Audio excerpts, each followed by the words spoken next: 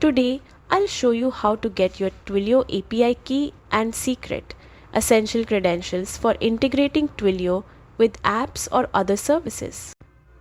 Start by logging into your Twilio console. Once logged in, navigate to the account menu, which is your central hub for all account settings. Within this menu, click on API Keys and Tokens located under the Keys and Credentials section.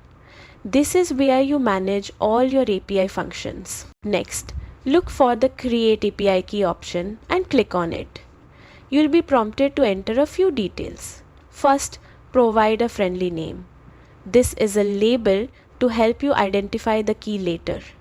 It doesn't affect functionality but helps keep things organized. Then select a region. Choosing the correct region ensures compliance with local regulations and can improve API performance. Now select the key type. You have three options. Standard for regular API interactions. Mine for broader permissions and primary account use.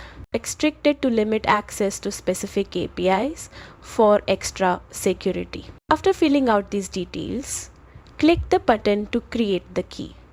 Twilio will then display your API key, SID, and API key secret. Remember, the secret is shown only once, so store it securely.